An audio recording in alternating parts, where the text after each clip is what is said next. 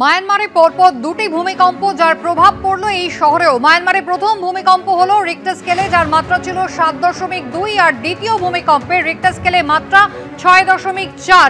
থাইল্যান্ডের ছবি আপনারা দেখতে পাচ্ছেন, কি ভয়ানকভাবে একটি বহুতল একেবারে হুড়মুড় করে মাটিতে গিয়ে পড়লো।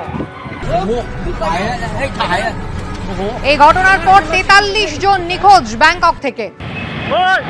পর্যটন শহর ব্যাংকক, আর সেখান থেকে এখনো 43 জনের কোনো খোঁজই পাওয়া যাচ্ছে না। অতর্কিত এই ভূমিকম্প, যে ভূমিকম্প দু দফায় পরপর হয়। প্রথমে রিক্টার স্কেলে কম্পনের মাত্রা ছিল 7.2 এবং তারপরে ছিল 6.4। ভূমিকম্প মায়ানমারে, যার প্রভাব পড়েছে ব্যাংককে, একেবারে মাটিতে মিশে গিয়েছে একটি বহুতল, আর তারপরে 43 জন নিখোঁজ।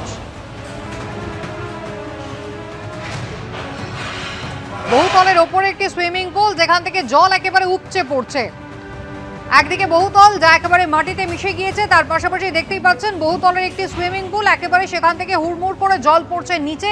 ভূমিকম্পের জেরে একেবারে ব্যাংকক ক্ষতিগ্রস্ত হয়েছে। অন্তত 43 জন, যাদের খোঁজ পাওয়া যাচ্ছে না এখনো। ছবি দেখুন, কি ভয়ানক, কি সাংঘাতিক।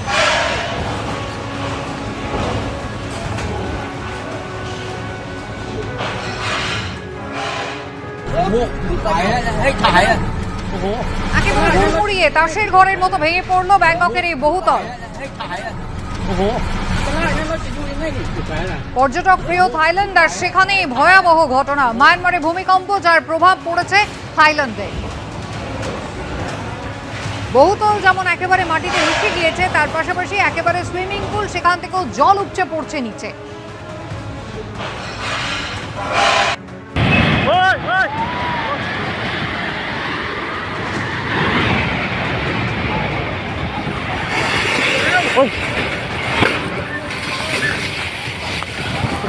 কলকাতা এবং অন্যান্য জেলা, সেখানেও কিন্তু এই ভূমিকম্প অনুভূত হয়েছে। ঠিক যখন এই কম্পন অনুভূত হয়, তখন মুকুন্দপুরে একটি খবর সংগ্রহের কাজে ছিলেন আমাদের প্রতিনিধি ময়ূক ঠাকুর চক্রবর্তী। কি অভিজ্ঞতা হলো দেখুন।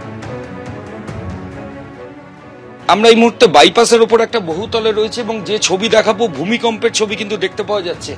ওপরের যে পাখা, সেটা কিন্তু এইভাবেই নড়ছে, এবং একটা ভূকম্পন সেটা কিন্তু অনুভূত হচ্ছে প্রায় 20 তলার ওপর। আমার ক্যামেরা পার্সনকে ছবিটা দেখানোর জন্য বলবো। এই মুহূর্তে এখনো কিন্তু যে পাখা, সেটা নড়ছে। কিছুক্ষণ আগেই এই অনুভূতি সেটা আসে, এবং যথেষ্ট উঁচু এই বিল্ডিং, এবং তার জন্য ক্রমাগত কিন্তু এই কম্পন সেটা কিন্তু অনুভূত হচ্ছে। আপনি বুঝতে পারছেন? হ্যাঁ, আমি তো বুঝতে পারছি বাবা।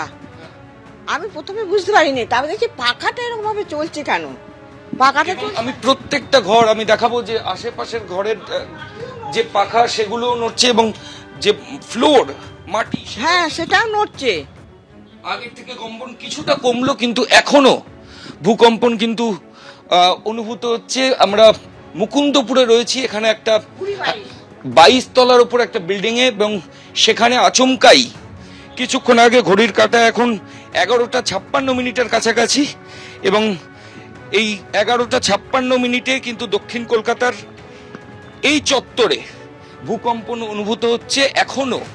আমি ক্যামেরা পার্সন ভগবান শাহকে বলবো, প্রায় মিনিট দেড়েক হয়ে গেল আমরা এই প্রতিবেদন দেখাচ্ছি, এখনো কিন্তু ভূকম্পন অনুভূত হচ্ছে। পাখা কিন্তু সেটা এখনো ভাইব্রেশন করছে, তবে আগের থেকে কিছুটা কমলো। ক্যামেরা ভগবান শাহের সঙ্গে ময়ূক ঠাকুর চক্রবর্তী, এবিপি আনন্দ, কলকাতা।